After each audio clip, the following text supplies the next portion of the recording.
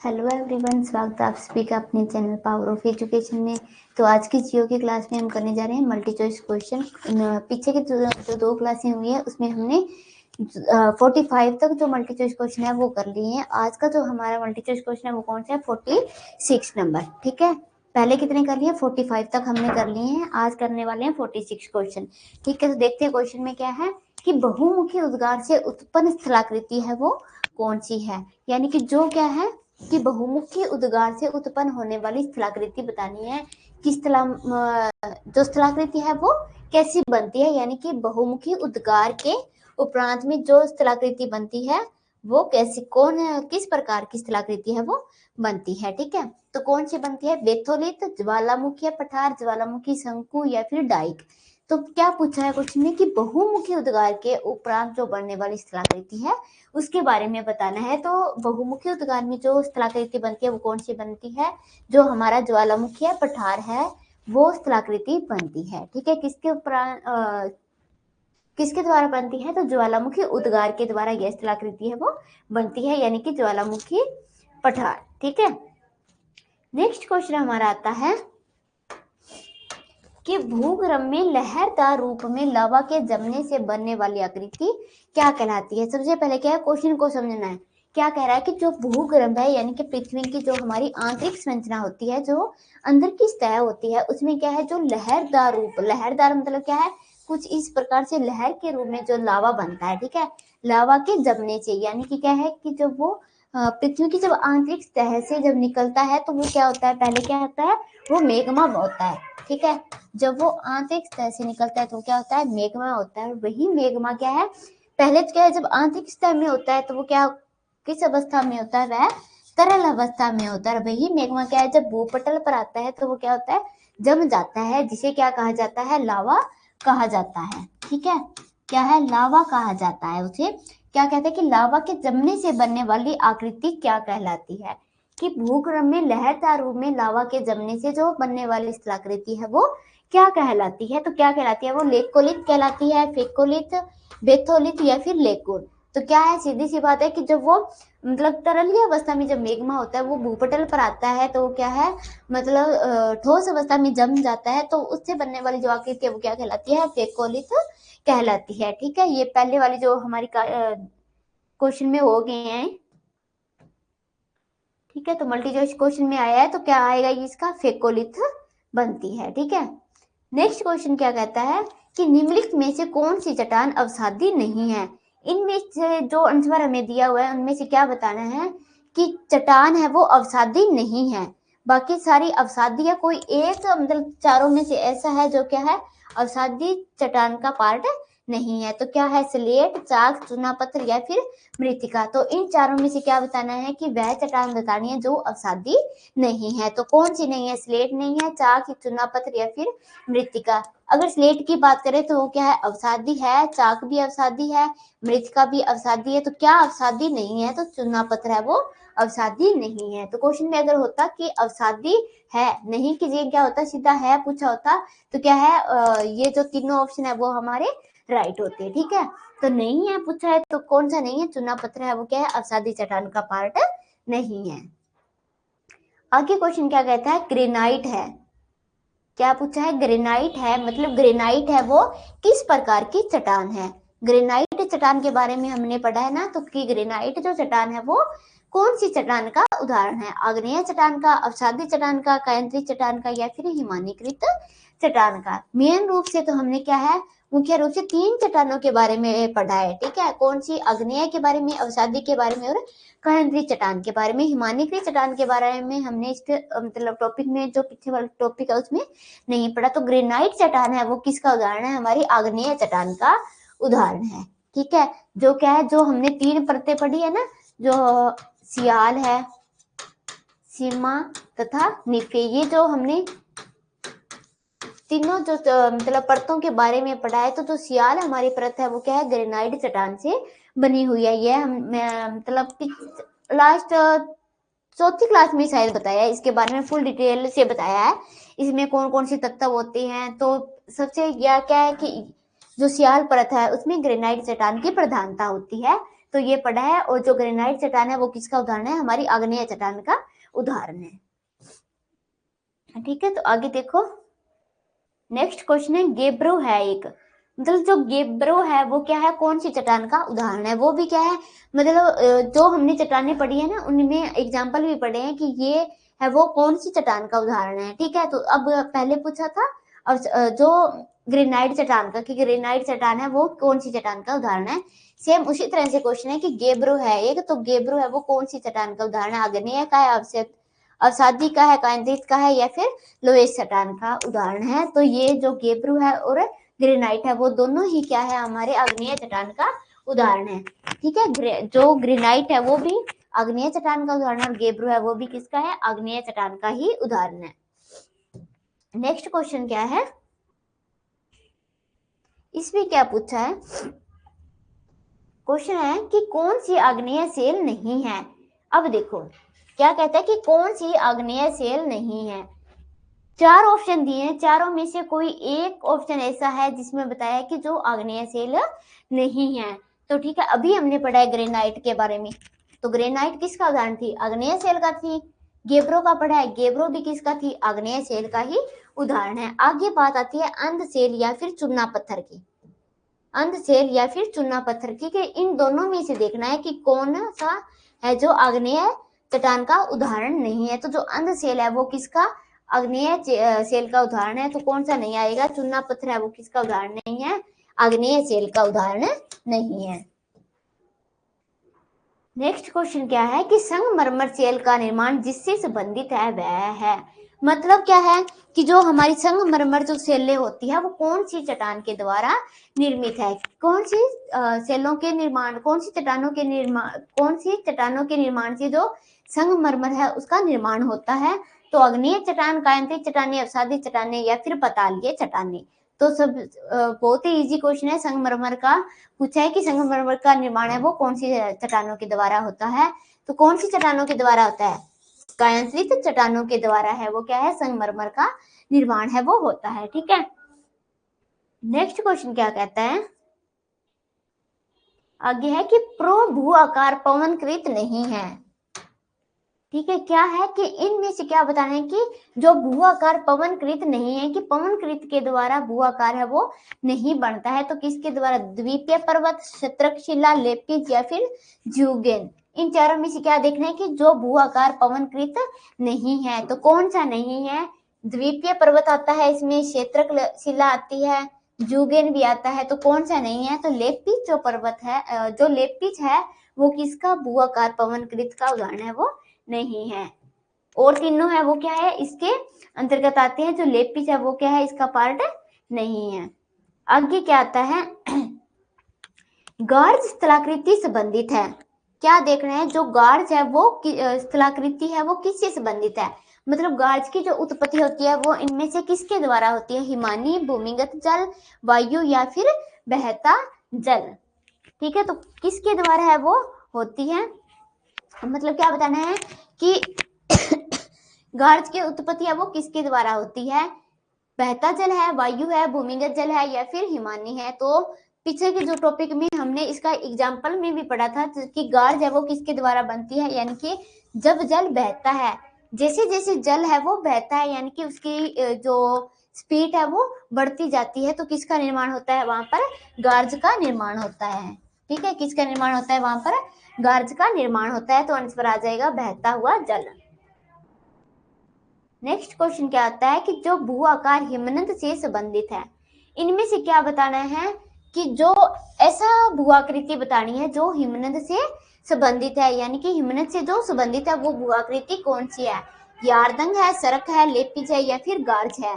तो क्या पूछा है, हिमनद से संबंधित पूछा है। तो हिमनद के अंतर्गत क्या पढ़ा था, क्या किस चीज की जो आकृति है वो हिमनद में बनती है, तो सरक की है वो आकृति बनती है। तो जो हिमनद से संबंधित है वो कौन सा हो जाएगा, हमारा शरक है। ठीक है, तो यारदंग और लेपिज और गार्ज है, गार्ज तो अभी पढ़ा है कि जो किससे बनता है, बहते हुए जल के द्वारा बनता है। लेपिज है और यारदंग है वो इसके पॉइंट नहीं है। ठीक है, हिमनद का पूछा है तो हिमनद किसके द्वारा बनता है, सरक से संबंधित है। नेक्स्ट क्वेश्चन में क्या पूछा है कि इससे जलज गर्तिकाएं बनाई जाती है, मतलब किसके द्वारा है वो जलज गर्तिकाएं बनती है। ठीक है, जल गर्तिकाएं पूछा है, क्वेश्चन से साफ पता चल रहा है। ठीक है, कैसे कि यहाँ पूछा है जलज गर्तिकाएं बनाई जाती है, किसके द्वारा बनी जाती है, पवन और हिमानी का तो इसमें कोई है ही नहीं। ठीक है, क्योंकि जल के बारे में पूछा है। लहर भी इसमें क्या है कि गर्तिकाएं बनाने में लहर की कोई वो भूमिका है वो नहीं होती। सीधी सी बात है, जल गर्तिकाएं किससे बनती है, तो नदी में अगर जल होता है तो नदी द्वारा ही क्या बनती है, जल गर्तिकाएं हैं वो बनती जाती है। तो आंसर क्या होगा, नदी। जल गर्तिकाएं किसके द्वारा बनती है, तो नदी के द्वारा ही बनती है। नेक्स्ट क्वेश्चन क्या आता है, गोखुर झील परिणाम है, मतलब गोखुर जो झील है वो किसका परिणाम है, निम्न में से हिमालय प्रदन का है, नदीय प्रदन का है, वायु प्रदन का है या फिर तटीय प्रदन का है। गोखुर झील किसका अब उदाहरण है, मतलब किस निम्न में से किसके द्वारा जो गोखुर झील है वो बनती है, गोखुर झील है वो किसके द्वारा बनती है। गोखुर झील का निर्माण है वो किसके द्वारा होता है, मतलब एक क्या होता है कि जब किसी चीज का अपर्दन होता है, चाहे वो क्या है कि पवन के द्वारा होता है, मतलब जल के द्वारा होता है, तो उसी तरह इसमें पूछा गया है कि अपर्दन के कारण कि क्या किस चीज का निर्माण होता है, गोखुर झील का निर्माण होता है। ठीक है, गोखुर झील का निर्माण होता है, मतलब वो किसी न किसी अपर्दन का कारण है। तो किसके कारण के बाद में बनता है गोखुर झील है, वो नदी अपर्दन का कारण बनती है। क्योंकि क्या है कि जिसमें नदी की जो पीछे से जो जल है वो बहता हुआ आता है ना, तो क्या है वो क्या है हाई स्पीड के अंतर्गत आता है। तो कहीं क्या है कि वो किनारों से मतलब नदी को खुरेदता है या फिर क्या है उसके तटीय भागों को खुरेदता है, जिसके कारण क्या है एक गोखुर झील का निर्माण आता है। तो किसके द्वारा होगा, वो नदी अपर्दन के कारण होता है। नेक्स्ट क्वेश्चन क्या आता है, कौन सा भू आकार घाटी हिमनद अपर्दन का परिणाम नहीं है। ऐसा भू आकार बताना है जो क्या है कि घाटी हिमनद अपर्दन का परिणाम नहीं है। ठीक है, सरक है, हारना है, टारना या फिर त्रिकोटिका है, अपर्दन का परिणाम नहीं है। नहीं है पूछा है तो क्या होगा, सरक, हारन, टारन या फिर त्रिकोटिका, मतलब घाटी हिमनद अपर्दन का परिणाम नहीं है। तो सारा किसका परिणाम है, हारन भी है, टारन भी है, तो परिणाम नहीं है। तो किसका आ जाएगा, त्रिकोटिका का, इससे कोई भी संबंध है वो नहीं है। तो आंसर क्या होगा, त्रिकोटिका, जो क्या है हिमनद, जो घाटी हिमनद है उसका परिणाम नहीं है। नेक्स्ट क्वेश्चन क्या आता है कि निम्न में से कोई एक हिमानी भू आकार नहीं है। तो हिमानी भू आकार पूछा है कि इनमें से जो हिमानी का भू आकार नहीं है, अरेत एवं ग्रीष्मरिंग, विसर्प, सर्क और रोशमठने। तो क्या है, अरेत एवं ग्रीष्मरिंग है वो क्या है हिमानी का एक पॉइंट है, मतलब भू आकार है, उसमें सर्क का भी है, रोशमठने का भी है। तो किसका नहीं है, वो एक विसर्प का पॉइंट है वो नहीं है, यानी कि इसका वो भू आकार नहीं है। एक हिमानी की बात आ रही है तो हिमानी का वो क्या है, भू आकार नहीं है, कौन सा, विसर्प। नेक्स्ट क्वेश्चन है कि गोखुर झील का निर्माण जिससे संबंधित है वो है, गोखुर झील का निर्माण है वो किससे होता है, मूंगे, हिमनदी, पवन या फिर जल। तो गोखुर झील का निर्माण है वो किससे होता है, हिमनदी के द्वारा होता है। ठीक है, गोखुर झील का निर्माण है वो किससे संबंधित है, तो गोखुर झील का निर्माण है वो हिमनदी से संबंधित है। नेक्स्ट क्वेश्चन क्या आता है, जो भू आकार पवनकृत नहीं है, मतलब क्या बताना है कि ऐसा भू आकार बताना है जो पवन से संबंधित नहीं है।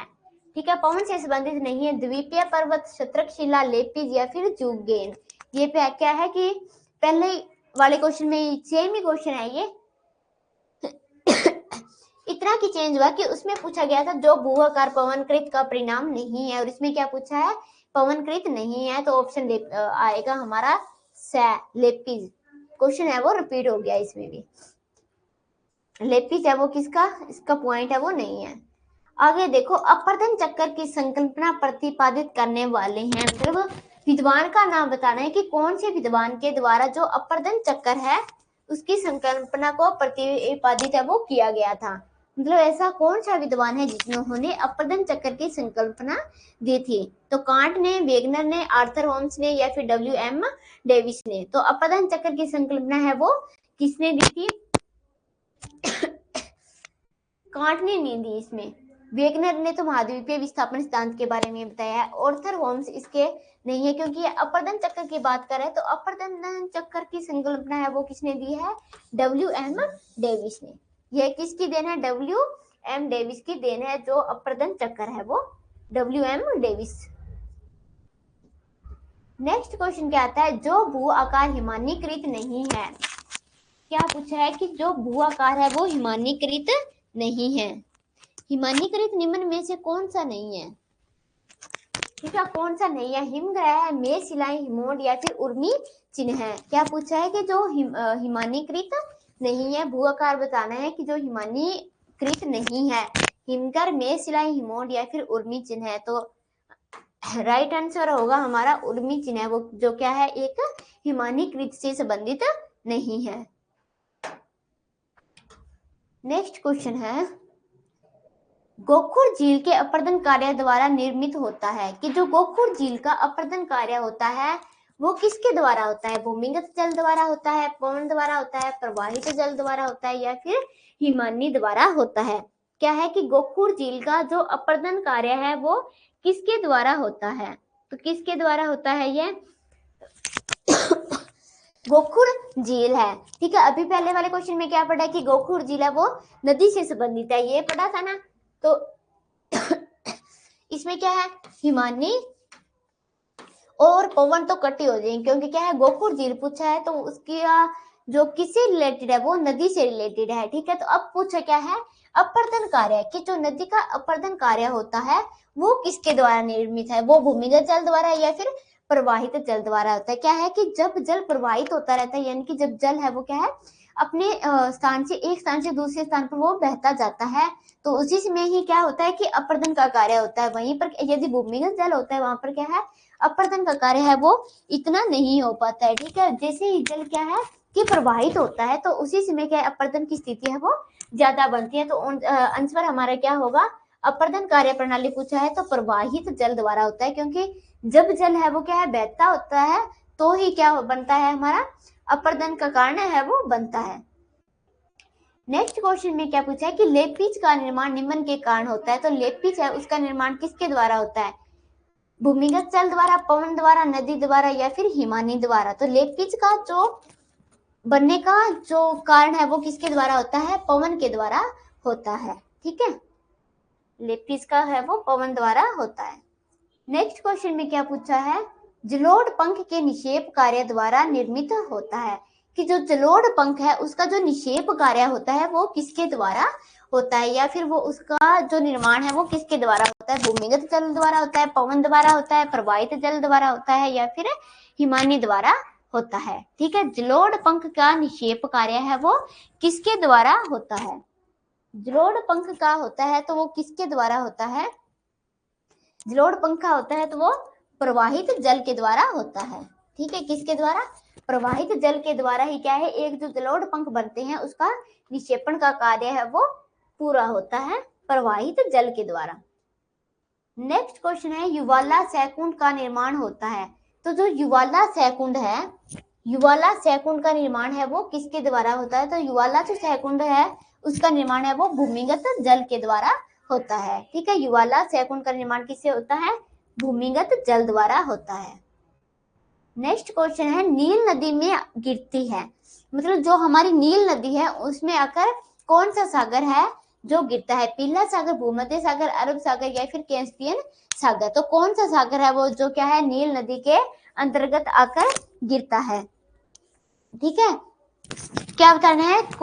इनमें से कौन सा सागर ऐसा है जो आकर नील नदी के अंतर्गत गिरता है? पीला, अरब, कैस्पियन, भूमध्य। ठीक है, तो नील नदी की बात करें तो नील नदी में कौन सा सागर आकर गिरता है? भूमध्य सागर है वो क्या है? नील नदी के अंतर्गत आकर गिरता है। ठीक है, वो क्या है? नील नदी में आकर गिरता है। आगे क्या पूछा है? सहारा मरुस्थल महाद्वीप, सहारा मरुस्थल है वो महाद्वीप में स्थित है। यानी कि जो सहारा मरुस्थल है वो कौन से महाद्वीप में स्थित है? ठीक है, तो सहारा मरुस्थल एशिया में है, यूरोप में है, ऑस्ट्रेलिया में है या फिर अफ्रीका में है? तो जो सहारा मरुस्थल है, यानी कि जो राजस्थान में जो मरुस्थल है, सहारा मरुस्थल, महाद्वीप में बताना है भी कौन से महाद्वीप के अंतर्गत है वो स्थित है, ठीक है। कौन से में है, एशिया में है, यूरोप में, ऑस्ट्रेलिया में या फिर अफ्रीका में। तो सहारा मरुस्थल है वो कौन से महाद्वीप में स्थित है, अफ्रीका महाद्वीप के अंतर्गत स्थित है जो सहारा मरुस्थल है। नेक्स्ट क्वेश्चन क्या है कि तीक्ष्ण कटक बनने का प्रमुख कारण क्या है, कि कौन सी ऐसी क्रिया होती है जिसके द्वारा जो कटक है वो तीक्ष्ण बनती है, ठीक है। ऐसी कौन सी क्रिया होती है जिसके द्वारा जो हमारे कटक है वो बनाई जाती हैं और जिनकी आकृति है वो कैसी होती है, तीक्ष्ण होती है। तो किसके द्वारा होती है, वायु अपर्दन के कारण, हिमनद अपर्दन, नदी अपर्दन या फिर हिमनद निक्षेप के कारण। तो किसके कारण बनता है तीक्ष्ण कटक बनने का मुख्य कारण है वो कौन सा होता है हमारा, हिमनद निक्षेप। यदि हिमनद का निक्षेप होता है तभी क्या है जो कटक है वो तीक्ष्ण बनते हैं। तो जो हमारे तीक्ष्ण कटक बनने का मुख्य कारण है वो कौन सा आ जाएगा, हिमनद का निक्षेप। यानी कि हिमनद निक्षेप के कारण ही क्या है, कटक है वो तीक्ष्ण बनते हैं, ठीक है। तो थैंक यू गाइस, आज की क्लास के लिए इतना ही। मिलते हैं नेक्स्ट क्लास में। जो मल्टी चॉइस क्वेश्चन रह गए वो करेंगे हम नेक्स्ट क्लास में।